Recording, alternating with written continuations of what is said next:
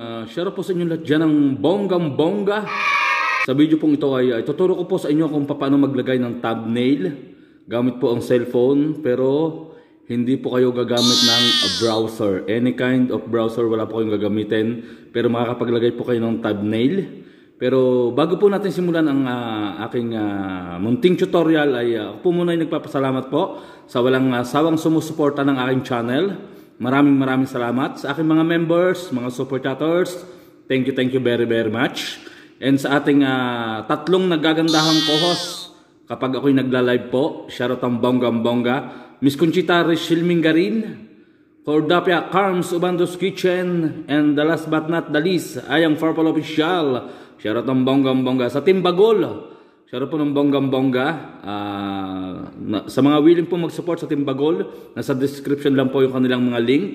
And meron po tayong mga another tutorial po, nandyan din po sa description. Pwede nyo pong i-check, i-visit. At wag na nga po nating patagalin, simulan na natin kung paano maglagay ng thumbnail sa ating mga upload gamit ang cellphone nang walang browser. Mabilis lang po.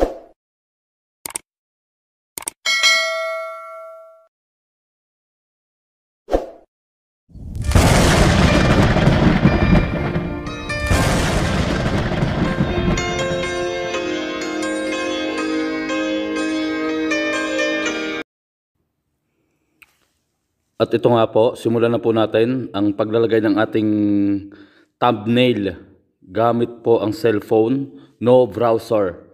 So kapag walang browser, YT Studio ang ating gagamitin po. YT Studio, sa mga wala pa pong YT Studio, pwede nyo pong i-download sa inyong mga Play Store, YT Studio.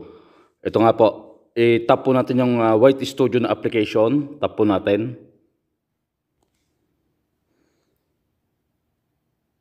Ito, natap na po natin ang ating YouTube Studio na application.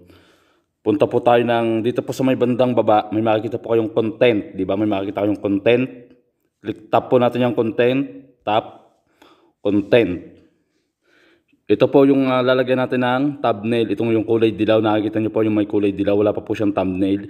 Yung napaka-simple lang nito, pero yun. Ito po lalagyan natin ng thumbnail, itatap lang po natin yung video na yan, tap lang po natin. Ayan, pag natap na po natin, ganito po lalabas sa ating mga screen. Meron po dito sa may bandang taas, may pencil pong nakalagay. Ito po, pencil. Yan, makikita nyo, pencil. Edit po yan ang ibig sabihin, edit. Tap po natin yan, edit. And then, ito po ang lalabas sa ating mga screen. Meron na naman pong another pencil. Ito po. I-tap lang po uli natin yan, tap lang po uli natin, tap. Ayan. May nakalagay po dyan na sa may bandang baba, custom thumbnail. Itatap lang po natin yung custom thumbnail. Tap lang po natin yan. Ayan.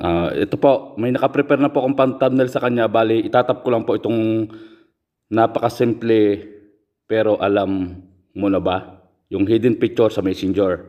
Ito po, yung kauna-unahan kong picture dito. Tap natin yan. Ayan.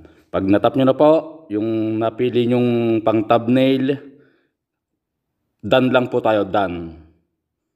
Itap po natin itong done sa may bandang taas. At huwag nyo pong kakalimutang i-save. Ito po, sa may bandang taas sa kanan, may nakalagay din pong save.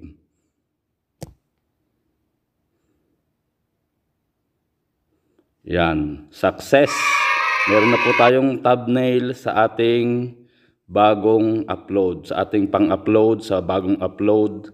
At yan siguro ay hanggang dito na lang po. At maraming salamat po again and again sa inyong panonood, sa walang sawang pagsubaybay sa ating channel. Maraming thank you.